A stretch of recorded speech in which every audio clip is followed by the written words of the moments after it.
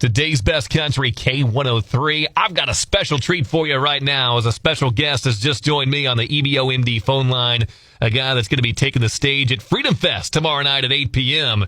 And his career has absolutely taken off in a huge way over the last year or two. And the cool thing is, he's local. From right here in Southeast Missouri, Sam Barber joins me now. Sam, thanks so much for taking some time with me, man. No problem. Thank you. Oh, you're welcome. This is so cool to be able to get you on a day ahead of one of the biggest events of the year. I want to start with the local aspect. We're both from Perry County, but have not had the pleasure of meeting. You're from Brazos, Missouri. Is that right? Yes, sir. And did you grow up there? Is that where you've been pretty much your whole life? Yep, born and raised in Brazos and went to school in Perryville and just been around there ever since I was 19. I've been living there. Okay. So that's what's amazing about this and the Freedom Fest connection. This is the second year for Freedom Fest and also the second straight year that a major artist from Perry County is headlining Freedom Fest. What made you want to take it on this year? I just wanted to play. It's been a while since I've been pretty close to home, and it's been a while since I've played close to home, and I just really wanted to do it as soon as I heard about it.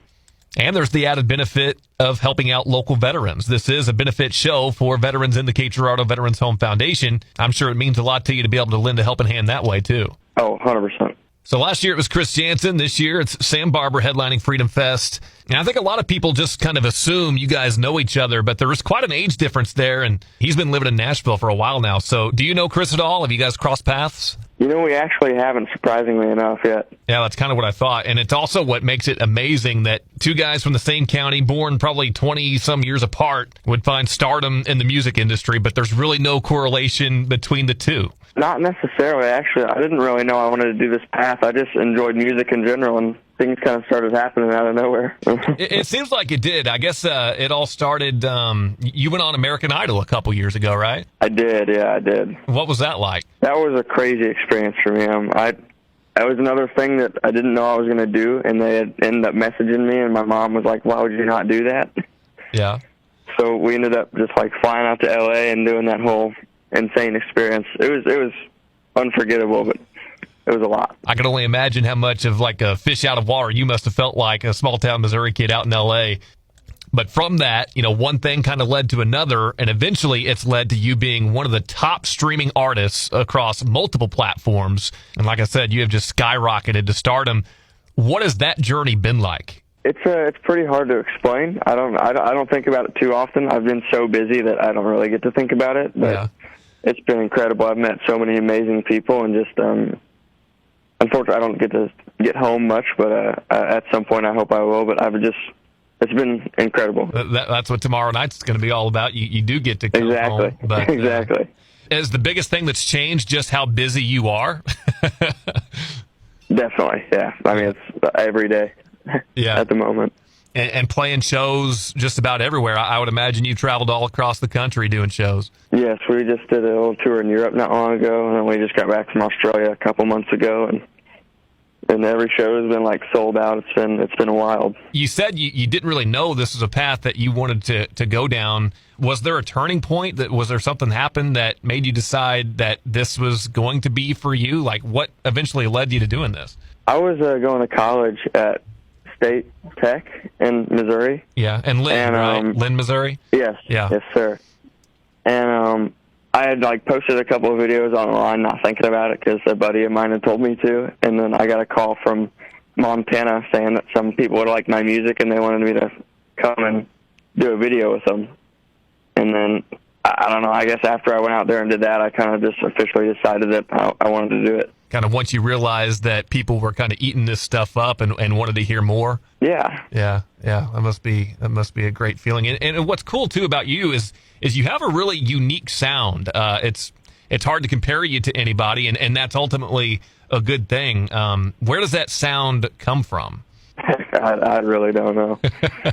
That's a great question. I just yell a lot, I think, and people think it's good, but I don't really know.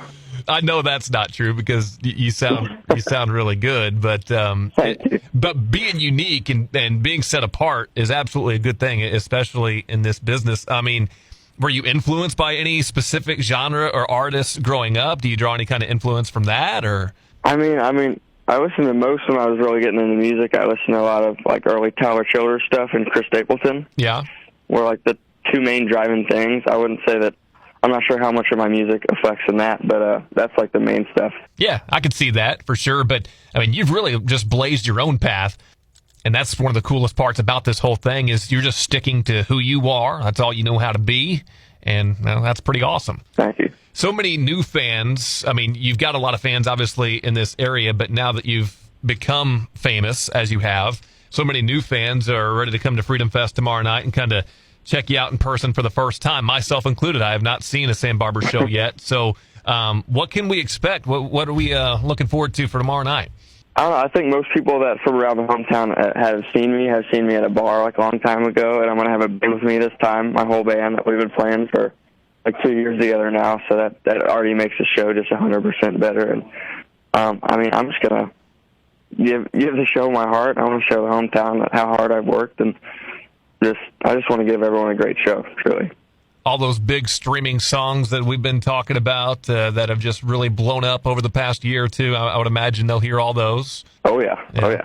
Better Year, Indigo, which Indigo is one that's finally country radio starting to catch on to, and you're starting to climb the charts on country radio. You've been dominating the streaming charts, but now you're starting to climb that chart as well, so you're dipping into a new world there. I would imagine do you write all your own songs for the most part? For the most part, yeah. Almost all of them I pretty much wrote by myself. Did you write Indigo? I wrote Indigo actually with my good friend that's on it, Ariana. Uh-huh. The first time we'd ever met, we sat down and wrote that song together, which is crazy. What was the inspiration behind that? Was that drawn from more your experiences, hers, or a little bit of both? Kind of both. We kind of just talked about, we were in the same situation of like the music industry and life, and then she just had the idea of Indigo, and then we just ended up writing that song in like an hour. It was like crazy.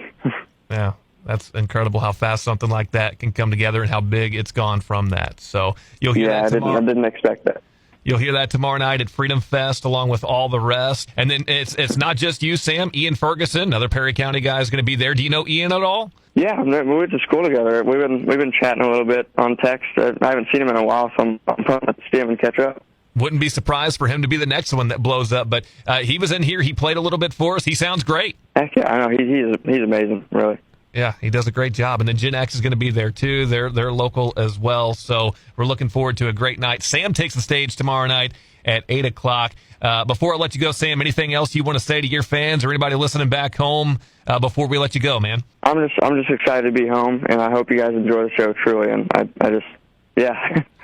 We cannot wait to see you, Sam. Thanks so much for spending some time with me. You've been a very busy man, so it means a lot to us. Thank you. All right, we'll see you tomorrow night. See ya. Pick up those tickets if you haven't already to see Sam Barber tomorrow night at Freedom Fest, and the event actually starts at 2:30, so festivities happening throughout the day at Century Casino and Hotel, Cape Girardeau. Tickets, K103FM.com.